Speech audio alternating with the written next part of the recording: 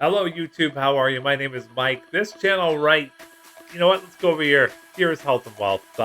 Thank you, friends, for joining me today on another episode. It's been a few days, hasn't it? I've been extremely busy over here.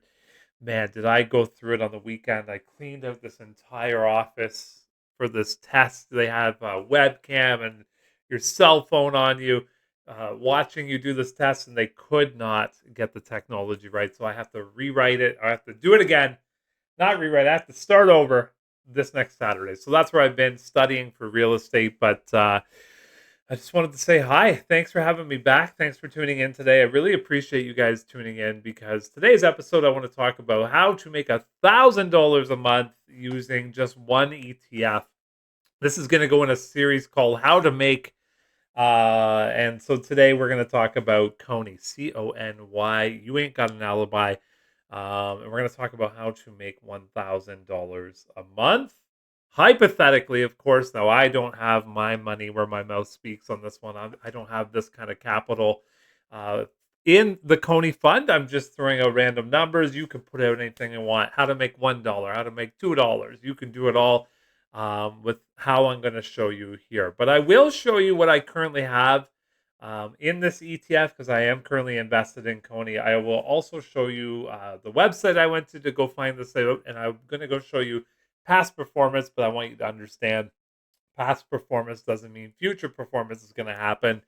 It all depends on the strength of the market, the strength of the company itself, which is Coinbase, as well as how it does in the future. So, is Coinbase going to stay flat? Is it going to go slightly up? Is it going to go down? Who knows? With the turmoil of old D Trump there throwing out tariffs like it's his job.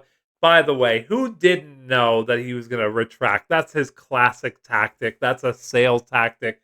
Punch him in the face and then come back a little bit, right? It's like your first day in jail. You don't go in there and you go in there and punch the biggest guy in the face. That's what he's trying to do. And it was blatantly obvious. So we'll see if that comes back a month from now or if everything's been negotiated, right? So that was the crash yesterday. It was the crash of February 3rd.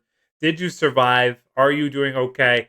I know the last couple of days the market has been down, and there's a couple of different strategies when the market's down, but let's talk about that on another video. For today, we're talking Coney. We're talking how to make $1,000 a month. So I've gone ahead and opened up my account here.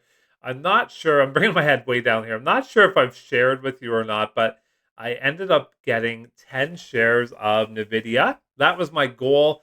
Of course, I bought it whenever it was high at $135. That's just the way it goes. Has anybody here ever bought low and sold high? I don't think that's actually a thing.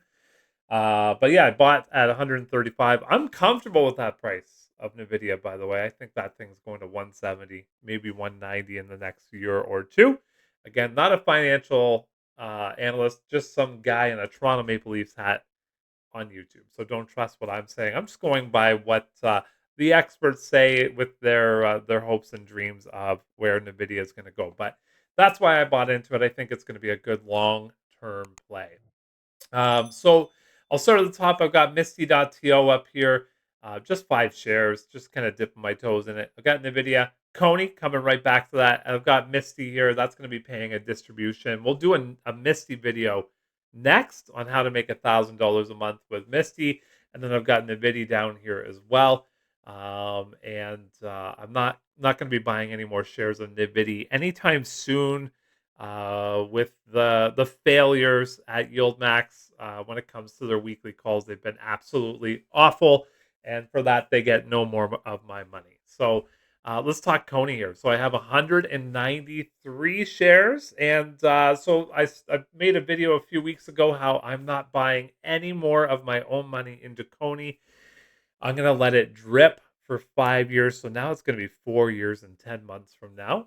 We're going to let it drip. Tomorrow, the distribution announcement happens for Coney, and I'll do another video tomorrow on that. Yeah, there we go. That's where I'm at so far. 193 shares. I'll go ahead and share this screen with you, which kind of breaks it down a little bit. So I started at 183 shares. That was the last time I put my own money into this fund. Was 183 shares. My average cost was $16.18. Its current price, which changes all the time, is $13.62. My total investment in Coney is $2,960. Total dividends received 272. That's going to change tomorrow. And Coney's total distribution, again, going to change tomorrow, $25.87. So that's really, really good. It's been out for just over a year now. And so it's already paid out more than what your initial investment was. So you got to be happy with that so far. Over on the right hand side here, I have total shares after drip. So now I'm at 193. So in January, it seems like just 4 days ago, doesn't it? In January, the drip bought me 10 shares of the distribution. So that was really good. Pretty happy with that. Also, to give you guys a heads up, I have a new setup here. I've put this computer and my second monitor above it. So if you see me looking up, that's what's going on. This is the past distributions at Coney. And again, past distribution doesn't mean that's what's going to happen in the future. If the market takes a flip, if Donald Trump throws a tariff on Canada or on crypto coin or whatever, right, coming out of China, this could definitely change, right? And so we saw that happen yesterday, but we also saw it recover really quickly yesterday for some of the funds there. But this is the past distributions. You can see they were super lucrative at the start here, and they kind of tamed down a little bit as the volatility of Coinbase comes down. They come down too. Not only that, when YieldMax fund managers make dramatic mistakes on their calls and they try and pinch every penny on their weekly covered call and they go yield max, then they have to buy to close that back at the end of that week or the next week, and they have to pay more money than they made on the call. That's why the distributions go down. That's why Nvidia has been awful, or not awful, but not good the last two payments. But I digress. So 83 cents, that's what we're talking about here. What I've done is I've also opened up Coinbase's page here in the last month, down 0.41%. So that's pretty good. Can't complain about that. If you take a look at the last 6 months, up 51%. The last 5 days, up almost 2%, which is good there as well. Creating that volatility, which is awesome. Coney itself here in the last month, down 5%. Now, I don't really see why that has happened. Paid out probably right around 4% of a distribution. So I guess maybe we can put that together. Did they pay us with our own money, or did they pay us with money that they made? That's the question we want to start asking if you're not already doing that. So I've gone ahead and opened a dividend calculator here. This is at marketbeat.com. If you don't have this website, marketbeat.com, really good, cool website. You can throw in whatever symbol you want, and you can play ifs and buts, whats and nuts, unicorns and rainbows, like we're going to do today. So what I've done is I've inputted Coney's symbol in here. I made it an individual stock. I know it's a dividend. I made its distribution frequency monthly, and I know it's 4 weeks, but this doesn't have an option for 4 weeks. And I did turn on the drip dividend reinvestment program. So this is meaning that you can go ahead and just set it and forget it, and the system, your brokerage, will just have those shares bought with however much money you make on that distribution. So, for example, last month with me, I had 10 shares purchased by Questrade for me on my behalf. I didn't have to do anything. It was one of the best days of my life because I got to sit back and relax and do nothing and let the system do it. By the way, I have a link for Questrade in the first pinned comment. If you are in Canada, you're looking for a new brokerage. If you sign up for that, we both get $50 at Questrade to spend on whatever we want. So let me know if you take advantage of that or not. Back over here, what I've done is I've inputted 1,205 shares in, and I did this by just the last distribution, right? The last distribution at Coney was 83 cents. So if we go 83 cents, you're going to need 1,205 shares to make $1,000 a month. Now, this is pre-tax, so it's important to know there's its current share price. I did put a tax rate in of 15%. That's what I pay up here in Canada on a tax-free savings account. And then I also have the individual annual dividend or distribution yield. Now, this was auto-generated by the website. I said no to expected annual distribution increase and no to annual this our share price appreciation. I just said let's keep it flat. We'll see what happens. I put it in for 5 years because that's actually what I'm going to be doing. Now I'm at 190 shares right now. So we'll see what happens with my 190, but let's take a look a little bit down below here.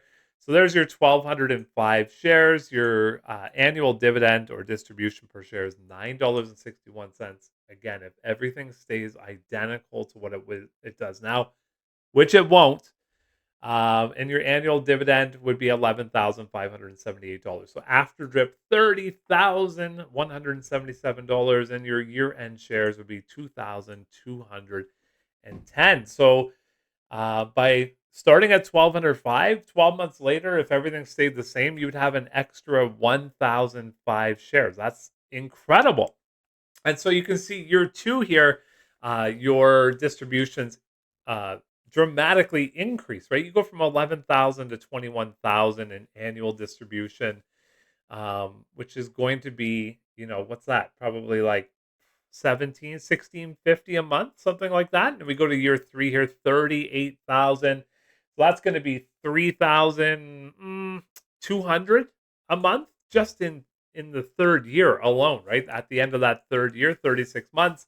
You look at the fourth year here, 71,493 in annual distribution. So you're definitely feeling pretty good. And then year five, 131,000. Now, if I made 131,000 a year on distributions, I could probably cut back on actual work, and more of my hobby, which is YouTube and pickleball and playing sports and watching the Leafs, things like that. So yeah, it could be done, if past performance equals what could happen in the future in just 5 years. Your initial balance of 16,400 in just 5 years could reach 341,000 if it was a perfect world. And I think personally that would be incredible, right? That would be an amazing thing for sure. If I go ahead and change up the numbers and we just go up to 10 years, I mean, it's a dramatic increase here, all the way up to $7 million at the end of 10 years. So if you're 45 right now, by the time you're 55, you could have $7 million in your pocket. Come on, guys, laugh with me. Laugh with me. Diabolical laugh. Is that going to happen? I'm going to say that's not happening, but it's fun to play the game. Don't you agree? And that's what we're all here to do is play the game. One thing I will say is I was kind of thinking like, what kind of video did I want to make today? And I do want to say that I don't want to go down the road of negativity too much. But I will say this.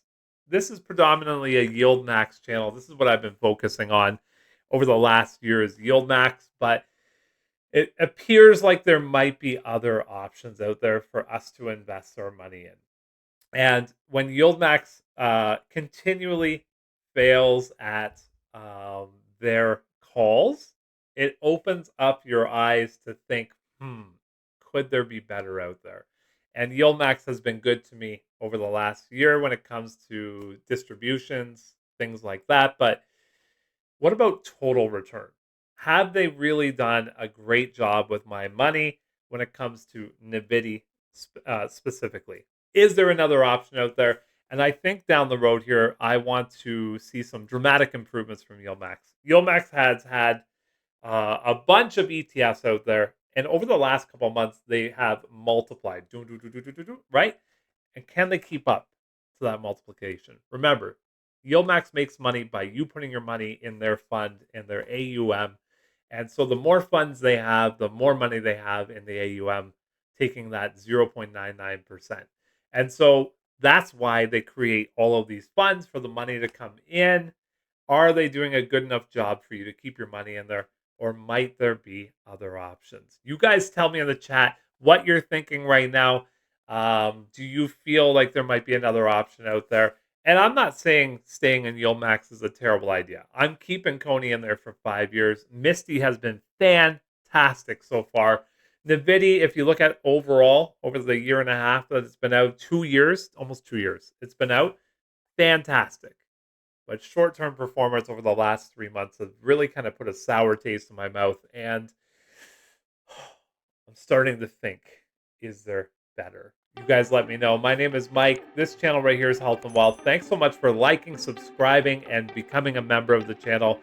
Fist bumps to you, elbows, high fives, chest bumps. I hope you have a great night. Bye for now.